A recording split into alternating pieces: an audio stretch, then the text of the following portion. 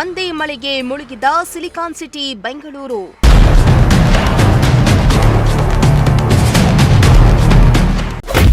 ಮಳೆ ಅಬ್ಬರಕ್ಕೆ ಬೌರಿಂಗ್ ಆಸ್ಪತ್ರೆ ಕಾಂಪೌಂಡ್ ಕುಸಿತ.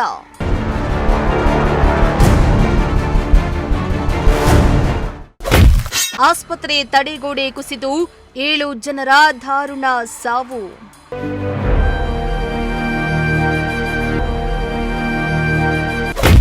ಇತ್ತ ವಿದ್ಯುತ್ ಸ್ಪರ್ಶಿಸಿ ಉಸಿರು ನಿಲ್ಲಿಸಿದ ಬೈಕ್ ಸವಾರ.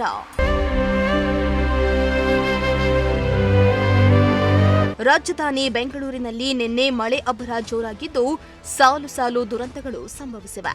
ಒಂದ್ ಕಡೆ ಧಾರಾಕಾರ ಮಳೆಗೆ ವಿದ್ಯುತ್ ಕಂಬಗಳು ಮರಗಳು ಧರೆಗುರುಳಿದ್ರೆ, ಇತ್ತ ಕಾಂಪೌಂಡ್ ಕುಸಿದು 7 ಮಂದಿ ಬಲಿ ಪಡೆದ್ರೆ, ಪಾರ್ಕಿಂಗ್ ಮಾಡುವಾಗ ವಿದ್ಯುತ್ ಸ್ಪರ್ಶಿಸಿ ಯುವಕನೋರ್ವ ದಾರುಣವಾಗಿ ಸಾವನ್ನಪ್ಪಿದ್ದಾನೆ. ನಿನ್ನೆ ಸಂಜೆ ಬೆಂಗಳೂರು ನಗರಾದ್ಯಂತ ಆಲಿಕಲ್ಲು ಸಹಿತ ಭಾರೀ ಮಳೆಯಾಗಿದೆ. ಭೀಕರ ಮಳೆ ಅಬ್ಬರಕ್ಕೆ ಶಿವಾಜಿನಗರದ ಬೌರಿಂಗ್ ಆಸ್ಪತ್ರೆಯ ಕಾಂಪೌಂಡ್ ಕುಸಿದಿದ್ದು 7 ಮಂದಿ ಸ್ಥಳದಲ್ಲಿ ಸಾವನ್ನಪ್ಪಿದ್ದಾರೆ. ನಿನ್ನೆ ಸಂಜೆ 5 ಗಂಟೆಯಿಂದ ಸುಮಾರು 1 ಗಂಟೆಗಳ ಕಾಲ ಸತತವಾಗಿ ಬಿರುಗಾಳಿ, ಗುಡುಗು ಸಹಿತ ಭಾರೀ ಮಳೆಯಾಗಿದೆ. ಮಳೆಯಿಂದ ರಕ್ಷಣೆ ಪಡೆಯಲು ಬೀದಿ ಬದಿ ವ್ಯಾಪಾರಿಗಳು ಹಾಗೂ ಮಕ್ಕಳು ಕಾಂಪೌಂಡ್ ಬದಿಗೆ ಓಡಿ ಬಂದು ನಿಂತಿದ್ದಾರೆ.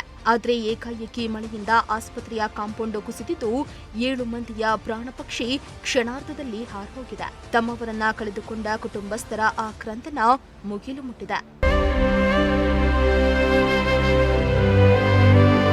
ಇನ್ನು ಬೌರಿಂಗ್ ಆಸ್ಪತ್ರೆ ಬಳಿ ದುರಂತ ಸಂಭವಿಸುತ್ತಿದ್ದಂತೆ CM Siddaramaiah, DCM DK Shivakumar, ಸಚಿವ ಜಮೀರ್ ಅಹಮದ್, ವಿಪಕ್ಷ ನಾಯಕ ಆರ್ ಅಶೋಕ್ ಸೇರಿ ಹಲವು ಮಂದಿ ಸ್ಥಳಕ್ಕೆ ಭೇಟಿಯನ್ನ ನೀಡಿದ್ರು. ದುರಂತದ ಬಗ್ಗೆ ಸ್ಥಳೀಯರು ಜಿಬಿಎ ಅಧಿಕಾರಿಗಳಿಂದ ಮಾಹಿತಿಯನ್ನ ಪಡೆದುಕೊಂಡ್ರು. ಒತ್ತಡದಿಂದ ಕಾಂಪೌಂಡ್ ಕುಸಿದಿದೆ ಎಂದು ಅಧಿಕಾರಿಗಳು ಮಾಹಿತಿಯನ್ನ ನೀಡಿದ್ದು, ಏಕಾಏಕಿ ಹೇಗೆ ಕುಸಿದು ಬಿತ್ತು ಎಂದು ಅಧಿಕಾರಿಗಳಿಗೆ ಸಿಎಂ ಕ್ಲಾಸ್ ತೆಗೆದುಕೊಂಡ್ರು. ಇನ್ನು ಘಟನೆ ಬಗ್ಗೆ ತನಿಖೆ ನಡೆಸಲು ಸಿಎಂ ಸಿದ್ದರಾಮಯ್ಯ ತನಿಖೆಗೆ ಆದೇಶವನ್ನ ನೀಡಿದ್ದಾರೆ. ಜೊತೆಗೆ ದುರಂತದಲ್ಲಿ ಸಾವನ್ನಪ್ಪಿದವರಿಗೆ ತಲಾ 5 ಲಕ್ಷ ಪರಿಹಾರವನ್ನ ಘೋಷಣೆ ಮಾಡಿದ್ದಾರೆ. ನೀನು ಅವ್ರಿಗೆ ಹೇಳಿದ್ಯಾ ಮಣ್ಣು ಹಾಕ್ಬಿಡಪ್ಪ ಇಲ್ಲಿಗೆ ಅಂತ? ಸರ್ ಅವ್ರು ಒಳಗಡೆ ಒಳಗಡೆ ಆದ್ರೆ ನೀವು ಹೋಗ್ಬಾರ್ದು ಅಂತ ಇದೆಯಾ, ನೋಡಬಾರ್ದು ಅಂತ ಇದೆಯೇ? ಇಂಜಿನಿಯರ್ ನೀವು ಬಂದು ನೀವು ಒಳಗಡೆ ಹೋಗ್ಬಾರ್ದು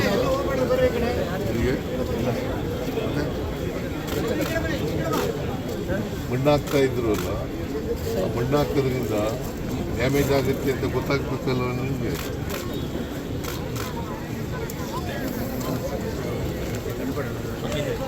ಇನ್ನು ದುರಂತದಲ್ಲಿ ಬೆಂಗಳೂರಿನ ಜೆಸಿ ನಗರದ ಮೊಹಮ್ಮದ್ ಅಬ್ದುಲ್, ಡಿಜೆಹಳ್ಳಿಯ ಫಯಾಜ್ ಅಹಮದ್, ಕೆಜಿಹಳ್ಳಿಯ ಮುಸಾವಿರ್ ಬೇಗಂ, ಕೇರಳದ ಎರ್ನಾಕುಲಂನ ಸ್ಮಿತಾ, ಲತಾ, ಕಾರ್ ಸ್ಟಿಕ್ಕರಿಂಗ್ನ ಕೆಲಸ ಮಾಡ್ತಾ ಇದ್ದ ಅಸ್ಸಾಂನ ನಸೀಮುಲ್ಲಾ, ಉತ್ತರ ಪ್ರದೇಶದ ವ್ಯಾಪಾರಿ ಸಲಾವುದ್ದೀನ್ ಅನ್ಸಾರಿ ಎಂದು ಗುರುತಿಸಲಾಗಿದೆ. ಇನ್ನು ಮೃತರ ಮರಣೋತ್ತರ ಪರೀಕ್ಷೆಯನ್ನ ನಡೆಸಿ ಕುಟುಂಬಸ್ಥರಿಗೆ ಮೃತ ದೇಹವನ್ನ ಹಸ್ತಾಂತರ ಮಾಡಲಾಗಿದೆ. ಗುಡುಗು, ಸಿಡ್ಲು, ಗಾಳಿ, ಆಲಿಕಲ್ಲು,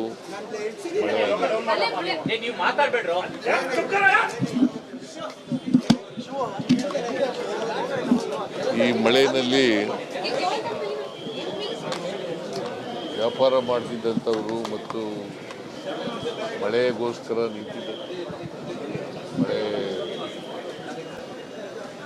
ನಿಂತಿದ್ದಂಥ ದಾರಿಲಿ ಹೋಗ್ತಾ ಇದ್ದವರು ನಿಂತಿದ್ದಂಥವರು ಸುಮಾರು 7 ಜನ ಸತ್ತಿದ್ದಾರೆ.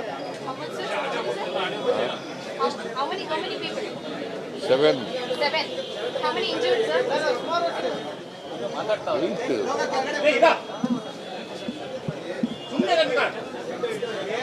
ಜನ ಸತ್ತಿದ್ದಾರೆ. ಅದರಲ್ಲಿ 2 ಮಕ್ಕಳು 2 children out of 7 who died due to collapse of the compound wall. 7 people have died. 7 people have died. Out of them, 2 are child.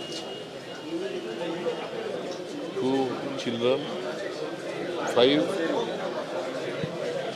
adult people. ಒಟ್ಟು 7 ಜನ ಸತ್ತಿದ್ದಾರೆ.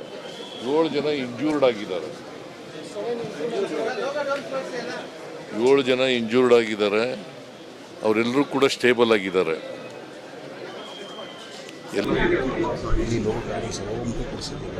ಅವರೆಲ್ಲ ನೋಡಿದ್ದೇನೆ, ಯಾರು ಮೃತಪಟ್ಟು ಅವರೆಲ್ಲ ನೋಡಿದ್ದೇನೆ.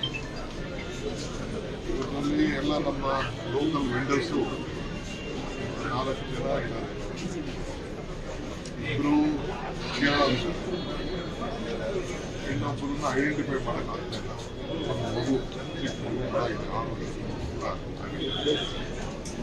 ಒಬ್ಬ ಫುಟ್ವೇರ್ ವೆಂಡರು, ಒಬ್ಬ ಬಟ್ಟೆ ವೆಂಡರು, ಈ ರೀತಿ ಎಲ್ಲ ಇದ್ದಾರೆ.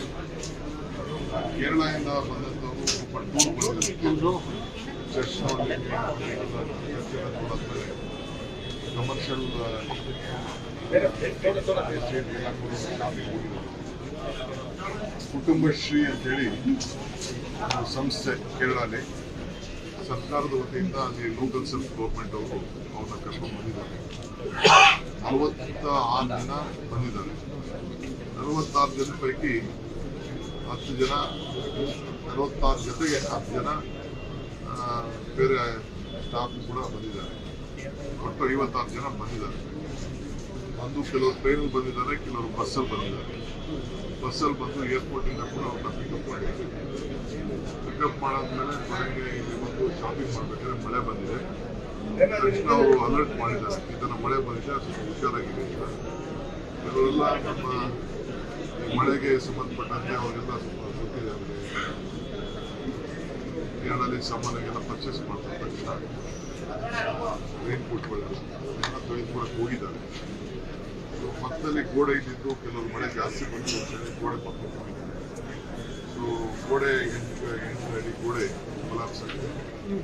ಇವರೆಲ್ಲ ಮೃತಪಟ್ಟಿದ್ದಾರೆ.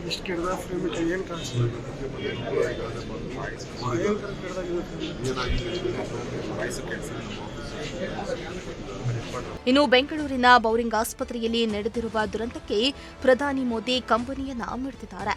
3 ಮಕ್ಕಳು ಸೇರಿದಂತೆ ಒಟ್ಟು 7 ಮಂದಿ ಮೃತಪಟ್ಟಿರುವುದು ಅತ್ಯಂತ ದುರಾದೃಷ್ಟಕರ ಎಂದು ಎಕ್ಸ್ನಲ್ಲಿ ಪೋಸ್ಟ್ ಮಾಡುವ ಮೂಲಕ ಸಂತಾಪವನ್ನ ಸೂಚಿಸಿದ್ದಾರೆ. ಅಲ್ಲದೆ ಮೃತರ ಕುಟುಂಬಗಳಿಗೆ ಪ್ರಧಾನಿ ಮಂತ್ರಿಗಳ ರಾಷ್ಟ್ರೀಯ ಪರಿಹಾರ ನಿಧಿಯಿಂದ ತಲಾ 2 ಲಕ್ಷ ರೂಪಾಯಿ ಪರಿಹಾರವನ್ನ ಘೋಷಿಸಿದ್ದಾರೆ. ಇನ್ನು ಭಾರೀ ಮಳೆಯಿಂದಾಗಿ ಸರಣಿ ಸಾವು ನೋವು ಸಂಭವಿಸಿದ್ದು, ಇತ್ತ ಇದೇ ವೇಳೆ ಯಾರಬ್ ನಗರದಲ್ಲಿ ಮಳೆಯಲ್ಲಿ ಬೈಕ್ ಪಾರ್ಕ್ ಮಾಡ್ತಾ ಇದ್ದ ಸಯ್ಯದ್ ಸೂಫಿಯಾನ್ ಎಂಬ ವಿದ್ಯಾರ್ಥಿ ವಿದ್ಯುತ್ ಶಾಕಿಗೆ ಬಲಿಯಾಗಿದ್ದಾನೆ. ಇತ್ತೀಚೆಗಷ್ಟೇ ಪ್ರಥಮ ಪಿಯುಸಿ ಪರೀಕ್ಷೆಯಲ್ಲಿ ಉತ್ತೀರ್ಣನಾಗಿದ್ದ ಸಯ್ಯದ್ ಸೂಫಿಯಾನ್ ಸಂಜೆ ಮಳೆ ಸುರಿತಾ ಇದ್ದ ವೇಳೆ ಯಾರಬ್ ನಗರದಲ್ಲಿ ತನ್ನ ಬೈಕ್ ಪಾರ್ಕ್ ಮಾಡಲು ಹೋಗಿದ್ದು, ಈ ಸಂದರ್ಭದಲ್ಲಿ ಅನಿರೀಕ್ಷಿತವಾಗಿ ವಿದ್ಯುತ್ ತಂತಿ ಶಾಕ್ ತಗುಲಿದ್ದು ಸಯ್ಯದ್ ಸ್ಥಳದಲ್ಲಿ ಪ್ರಾಣವನ್ನ ಕಳೆದುಕೊಂಡಿದ್ದಾನೆ.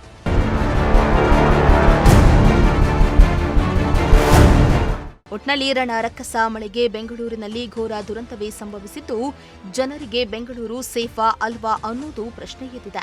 ಮುಂದಿನ ದಿನಗಳಲ್ಲಿ ಮಳೆಯಿಂದಾಗುವ ಅನಾಹುತವನ್ನ ತಡೆಯುವ ನಿಟ್ಟಿನಲ್ಲಿ ಸರ್ಕಾರ ಯಾವ ರೀತಿ ಕ್ರಮ ಕೈಗೊಳ್ಳುತ್ತೆ ಅನ್ನೋದನ್ನ ಕಾದು ನೋಡಬೇಕಾಗಿದೆ.